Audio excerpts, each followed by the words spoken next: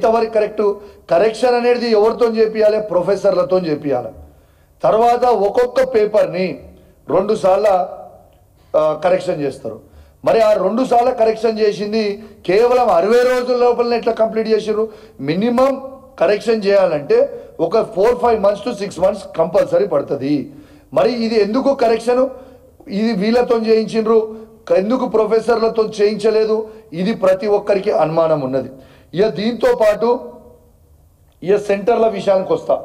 ఇక ఇది చాలా కీలకంగా చూపించాల్సిన అవసరం ఉన్నది. ఇక సెంటర్ల విషయానికి వచ్చేసరికి మొత్తము 25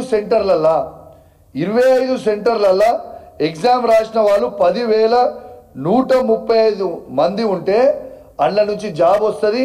కేవలం 69 మందికి మాత్రమే క్వాలిఫై అవుతారు.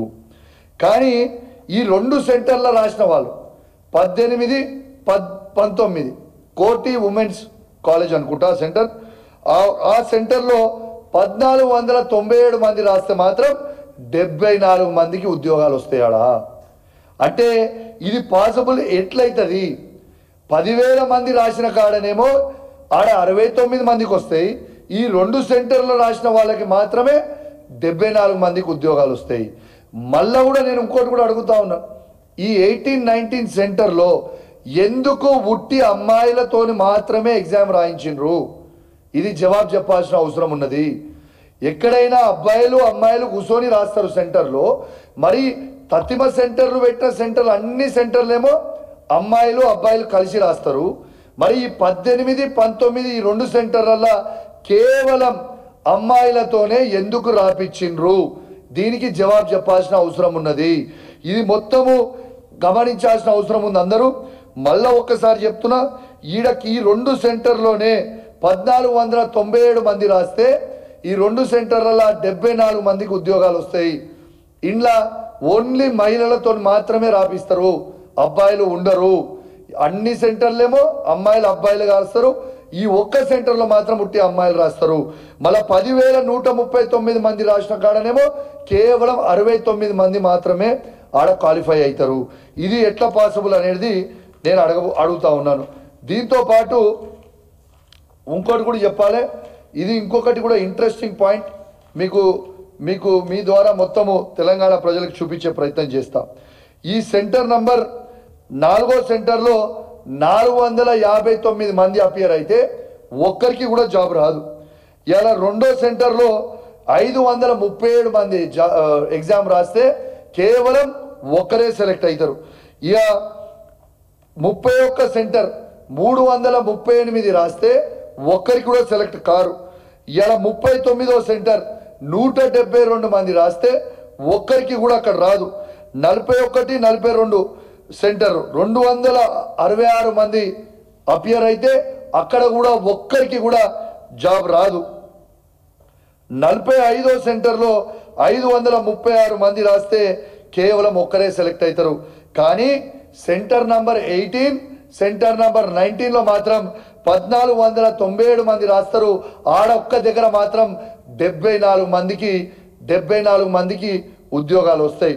ఇక ఇంకొక పెద్ద దొరికిపోయారు అడ్డంగా ఎక్కడ అనేది మీకు ఇప్పుడు చెప్తా. ఇక దొరికిపోయింది ఎక్కడ అంటే ఈ సెంటర్ నంబర్ 19లో కాంగ్రెస్ పార్టీ, ఇది నా ప్యూర్ నా అభిప్రాయం, నాకున్న పెద్ద అనుమానం. ఇది నా అనుమానమే కాదు, ఈ రాష్ట్ర 21,093 మంది ఉన్న ప్రతి ఒక్కరి అనుమానం. ఇవాళ మీకు చెప్తా ఉన్నాను, ఈడ రెడ్ హ్యాండెడ్ దొరికిపోయినరు. ఇవాళ కాంగ్రెస్ పార్టీ మాజీ ఎమ్మెల్సీ రాముల్ నాయక్ వారి కోడలు, ఆమెకి ర్యాంకు 206 వచ్చింది. ఆమె సెంటర్ ఎంత? ఆమె సెంటర్ నంబర్ 19, అంటే కోటి ఉమెన్స్ కాలేజ్లో సెంటర్ నంబర్ 19లో ఆమెకు ఉంటుంది. ఈమెది 206 ర్యాంక్ ఈమెకు వచ్చింది. ఎస్టీలలో చూస్తూ ఉంటే ఈమెకి నంబర్ 1 ర్యాంక్ వచ్చింది.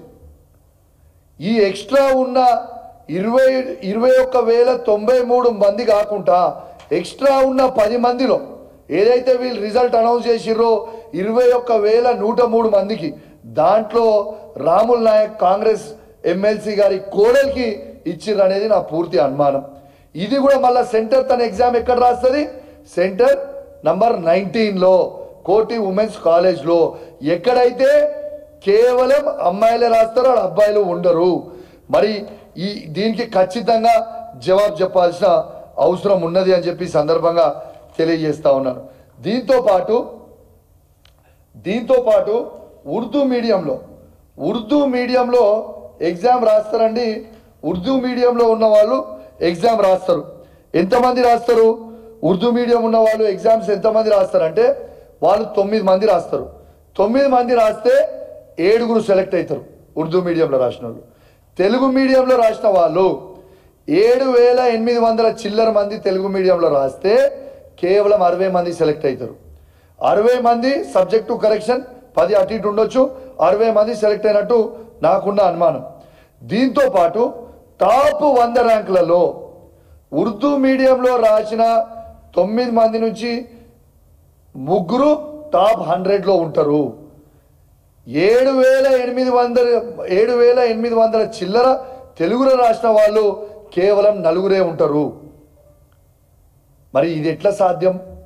దీనికి ఖచ్చితంగా జవాబు చెప్పాల్సిన అవసరం ఈ ప్రభుత్వానికి ఉంది. మరి ఇది ఎక్కడి నుంచి వచ్చింది?